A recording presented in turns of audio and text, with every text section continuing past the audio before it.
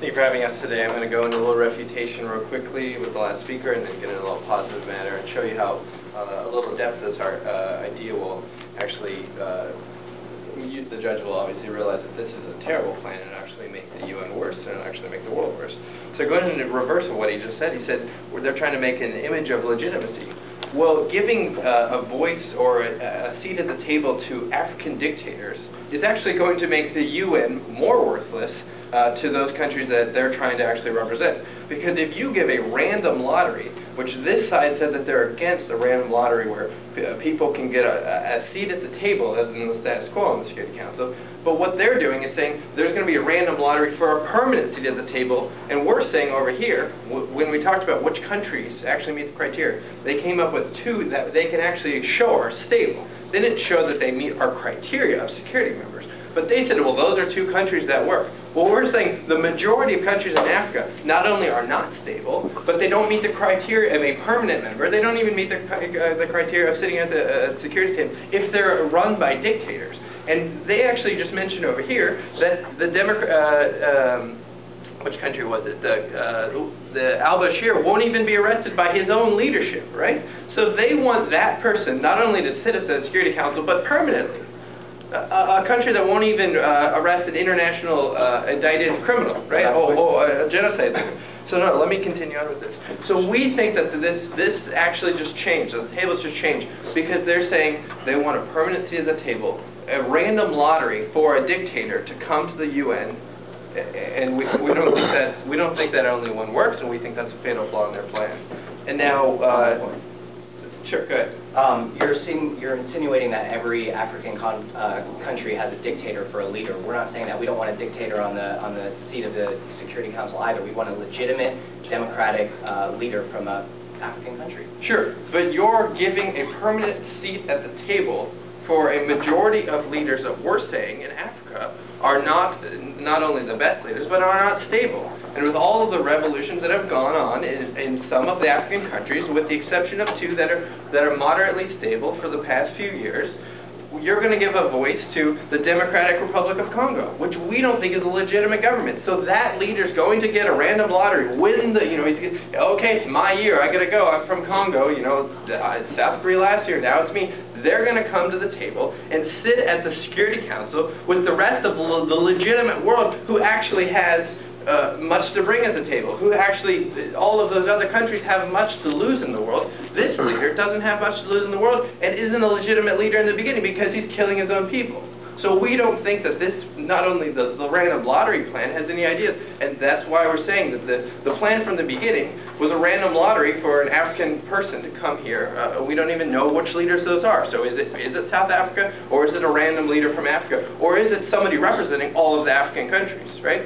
So we don't know that. So now, let me get into a little. So my extension is reiterate our points of my partner about countries not meeting this permanent council position requirements, about how this is unfair and going a little depth, and then about how this is the wrong idea. But really, the extension is about how this is going to make the UN worse, and how the African country is going to be worse. But we say that the council, right, is because they're powerful and strong, and we say that they should have a commitment to peace, all these countries, right? The UN is supposed to be committed to peace. So if you give legitimacy to somebody that isn't committed to peace, which we're saying some of these countries have people at their helm that are killing their own people or are corrupt, we don't think that those should, money embezzlers and people that are committing genocide should not have a seat at the table. And even if you can prove that that two of these countries meet the criteria, the government stability is a factor, right? These countries have had coups and have had dictators that have overtaken them, and we don't think that we want those kind of people at the table to be voting on world wars. So, in my second point about how this is. We asked earlier in a POI about whether or not someone else in the rest of the world should have, we should maybe give this seat or the possibility of a permanent seat to somebody else. We said, should Brazil, India, Mexico, or Japan, any of these other countries that should have a seat at the table, right? Should these have we're asking the question. And they said, we're not talking about this. Absolutely we're talking about that. Because the idea is that they want Africa. We don't. We say, hey, if you want representation for people, right? We do. I mean, it's about peace. That's what we're all trying to bring here. What about all these other countries?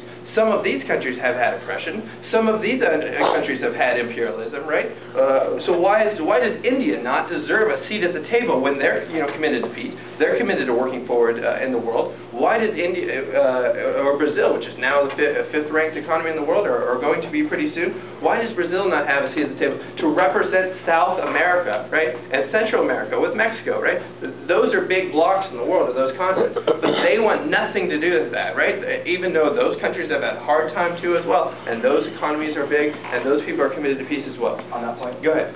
You're saying that we insinuated that these other countries aren't deserving of that. We did nothing of the such. In fact, you guys are the ones saying that Africa is not deserving of a seat. Correct. We are saying that Africa is not deserving a seat because they have not held up to those standards, and we don't think a random lottery for one of those people, including a possible dictator, is acceptable. If they want to make the case for more people being involved and the UN having more of a power, then we should talk about other countries that are more legitimate and more committed to peace and more stable and have better economies and are more committed to furthering the development of the world. So yes, thank you for the POI. So we said it's a permanent idea, right? My partner talked about that, the instability. I think a great extension is about I believe it's called the League of African Nations, or countries, where the African countries tried to get together. They still have it. But not everyone comes to the table, not everyone is part of the organization, and even those that are part of the organization, some of the legitimate governments, the other legitimate governments are still committing genocide. So there's not even a consensus within this African government organization about what they're doing, about what their plan is, and if you're going to give those people that aren't even at that meeting a seat at the table to represent the entire amount of Africa, those dictators I'm sure aren't going to be committed to peace like the few countries that we think are legitimate and respectable. So we stand here giving you an in-depth commitment to peace, and we think our plan will actually create peace because we'll get someone else at the table and further it better. Thank you.